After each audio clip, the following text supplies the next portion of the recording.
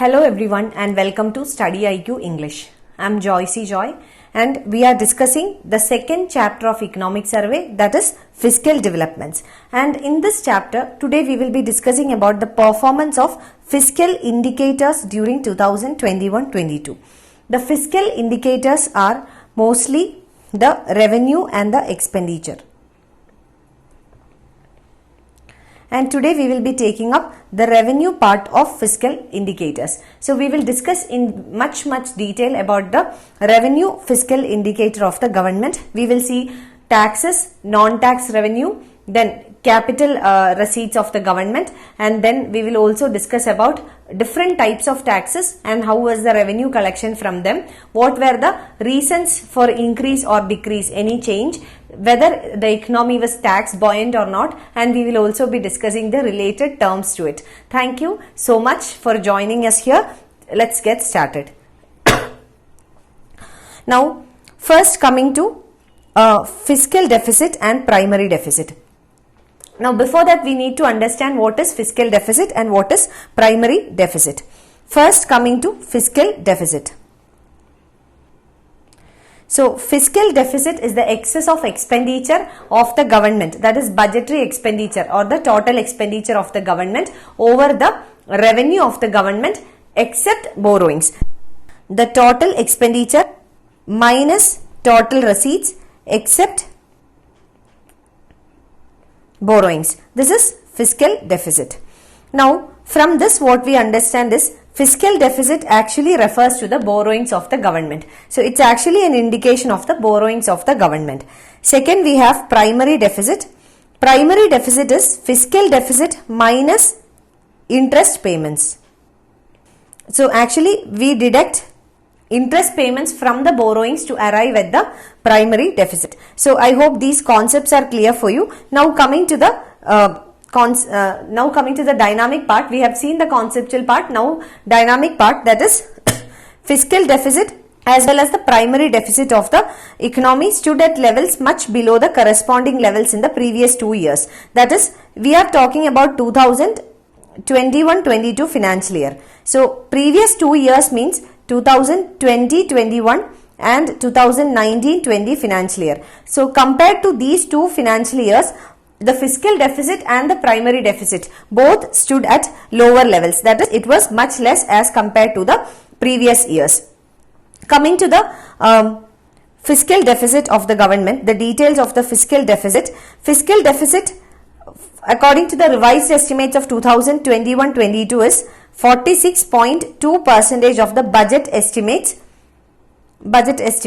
That is, from the month of April to November 2021, it is only 46.2% of the budget estimates. Now, if you take the previous 2 years, 2020-21, it was 135.1% of budget estimates during the same period, and during the same period in 2019-20, it was 114.8%. Now, if you compare these three figures, one is 2020-21, 19-20, and the fiscal deficit for the 2021, April to November 2021, it is just 46.2% of the budget estimates. So, we understand that compared to the previous 2 years, it is even lesser than half of the last 2 years for the same corresponding period. So, that is with regard to fiscal deficit and primary deficit. Definitely two very important indicators of government borrowings or the fiscal status of the government. It is in the positive side. That is, it's showing a positive indication. Now, we are coming to the revenue collection. So, coming to revenue collection, the first thing is that there was buoyant tax revenue, or in general there was a buoyant revenue collection. Now, what is meant by buoyancy? Generally, we use this term buoyancy to indicate tax buoyancy. So, first we will understand what is tax buoyancy. So, tax buoyancy, it means that it is the ratio of tax revenue to GDP. Tax buoyancy means it is tax revenue is to GDP. Like, for example, if there is an increase in GDP by 10%, how much is the proportionate change or proportionate increase in the tax revenue? Okay, that is if there is 20% increase in tax revenue when there is a 10% increase in GDP, then we call it as tax buoyant, because tax buoyancy or tax, we say the situation as tax buoyant or the economy as tax buoyant when the proportionate change in tax revenue as compared to the proportionate change in GDP is positive. That is, when there is a more than proportionate change or more than proportionate increase in the tax revenue as compared to GDP, that is tax buoyancy, or we call it as a tax buoyant situation. Same can be applied in case of revenue as well. That is the ratio of revenue to GDP. When the revenue increases more than proportionate to GDP, that is the government's revenue, the revenue of the government, if increases more than proportionate to GDP, then that is revenue buoyant. So in general, regarding revenue collection, we can say that the revenue collection was buoyant. There was a buoyant revenue collection, which means the proportionate increase in revenue collection was more than proportionate as compared to GDP. Second major indicator here is the capex. The government's capital expenditure increased, which increased the rate of investments and then which resulted into increased revenue for the government from the cycle of investment. So that is the second thing. And regarding the revenue receipts, in particular, the revenue receipts of the government increased. Why we are talking about revenue receipts in particular is because even though the capital receipts increased, the capital expenditure of the government was also on the higher side because of increased capex. So it was not very remarkable. The difference was not very remarkable. Whereas in case of revenue receipts, there was a remarkable achievement for the government with regard to revenue receipts. And revenue receipts, as we know, can be broadly divided into two categories. One is tax receipts, other one is non-tax receipts. So in case of tax receipts and in case of non-tax receipts, that is the two segments of revenue receipts, in both the segments, the government achieved a positive growth rate, which we will see in detail now. Now, we are next coming to net tax revenue of the government. Now, the net tax revenue. What is net tax revenue? That is the aggregate of both direct taxes and indirect taxes. This aggregate is known as net tax revenue. Net tax revenue of the central government, it grew at 64.9% during April to November 2021. This is as compared to the earlier year. Earlier years, like earlier 2 years, let us take April to November 2020 and 2019. In 2020, it was 51.2%. Okay, so here we will see that here it is a 64.9%. Again, an increase is there. Now we are coming to direct taxes. First, let us see direct taxes. Within direct taxes, there are two major categories of direct taxes. One is personal income tax and the other one is corporate tax. First, let us come to personal income tax. The growth rate of personal income tax is 47.2%. So, personal income tax grew by 47.2%, and the corporate income tax, second one is corporate income tax, it grew by 90.4%. So, as compared to the previous years. So, we will see that there is a high growth rate in both personal income tax and corporate tax, remarkably corporate income tax. So, there is a growth. Now, let us see and analyze what are the reasons for this. First one is, this is according to RBI. So, according to RBI, these are the reasons. First one is increased profitability of the corporates. Increased profitability. Second one is formalization of economy. Formalization of the economy. Third one is due to certain reforms adopted by the government, there is increased tax compliance. Increased tax compliance due to reforms adopted by the government, etc. So these are the reasons cited. Then again, according to RBI's report, the gross profits of listed non-government, non-financial companies. So gross profit of listed, those listed in the stock exchanges, non-government, non-financial companies, they have grown by 132.5%. This is in the manufacturing sector and 21.5% in the IT sector. This is in quarter 1 of 2021-22 financial year. So this is just an example to show that how the profitability of the corporates have gone up. This is just one example to indicate the profitability. So this can be cited as an example. Now next we are coming to indirect taxes. Now we have discussed about direct taxes, personal income tax and corporate income tax being the major sources of direct taxes for the government. Next, coming to indirect taxes. So let us take three major categories of indirect taxes. One is customs duty, second is excise collection or excise duties, third is GST.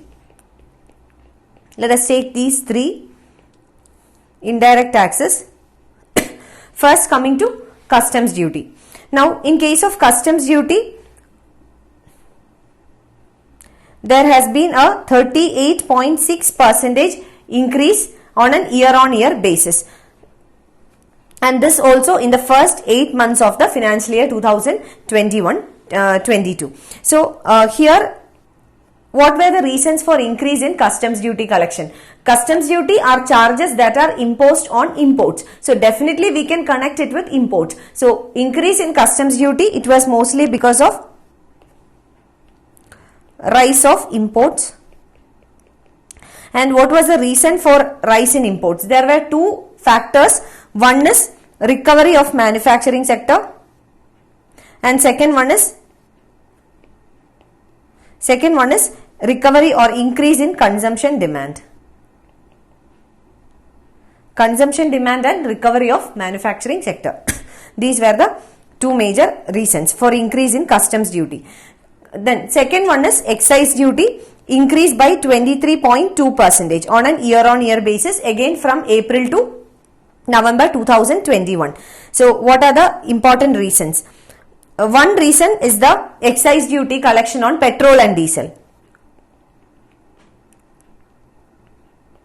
Now we have noticed in the economy in the last 1 year that government has increased the excise duties, the rate of excise duties on petrol and diesel, that is to gather or to get more revenue for the government. And apart from that, government increased the rates of excise duty, and apart from that there was a slowdown or there was a reduction in the global prices of petroleum products, petrol and diesel. So this low global prices for petrol and diesel along with high excise duties gave some room for the government, some space for the government to collect more revenue from excise duty, more tax revenue from excise duty. Then again we will see that by the end of November the global oil prices increased. Then again when the oil prices increased,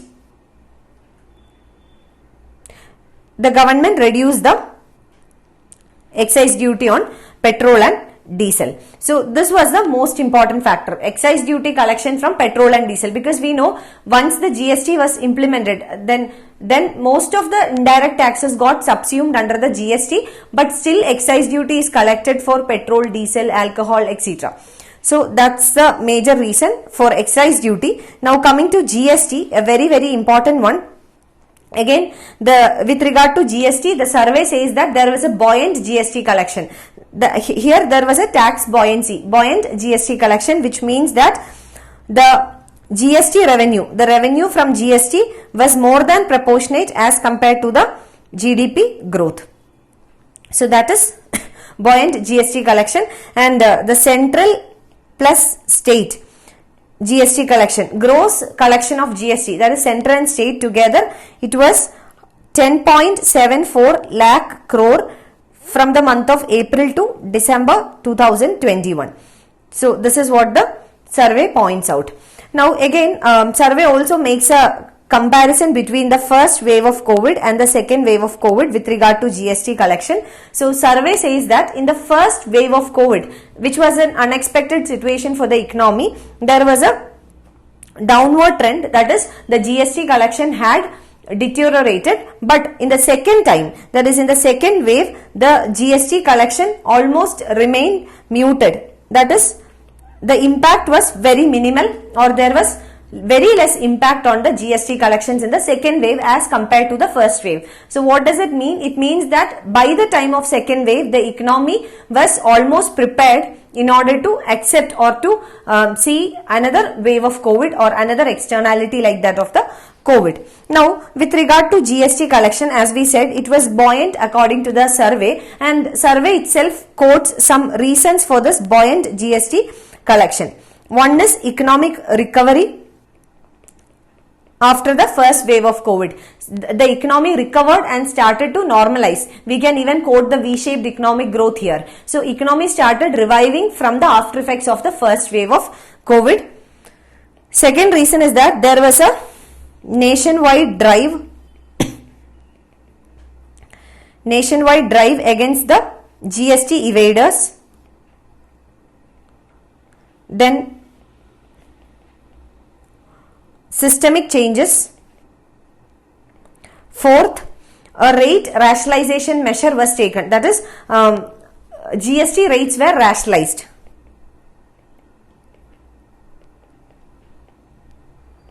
And fifth one is the GST Council also undertook the process of correcting the inverted duty structure. So inverted duty structure issue was corrected by GST Council. Now coming to GST Council. GST Council is the highest decision making body under the GST regime. It's a federal body comprising of representatives from both the states and the union. 2/3 of the representatives are from states and 1/3 from the union. Mostly the finance ministers or the chief ministers of the state becomes a member of the GST Council, and from the central government, apart from other members, the finance minister is a member. So GST Council takes the major decisions. Now inverted duty structure means the duty or the taxes on import of raw materials is higher than that of the finished goods. That is inverted duty structure. So this issue was also corrected. So these reasons are very important, especially for your mains answer writing. So these were the reasons why the economy experienced a buoyant collection of GST taxes, that is goods and services taxes. Now let us also quickly come into non-tax revenue, that is apart from tax, non-tax revenue collection of the government. So according to survey, the most important contributor to non-tax revenue was dividends and profits. Dividends and profits in the category of revenue receipts. In the category of revenue receipts, dividends and profits of the government undertakings were the most important contributor to revenue receipts, and even within that, the key, that is the key component of profits and dividends, it came from RBI, that is RBI's surplus transfer to the central government. The surplus transfer from RBI to central government, and it was 0.99 lakh crore rupees. So this was the key in the revenue receipts of the government within the category of dividends and profit. Now coming to next category, that is non-debt capital receipts, which comes under capital receipts. So non-debt capital receipts, it includes all the capital receipts other than borrowing.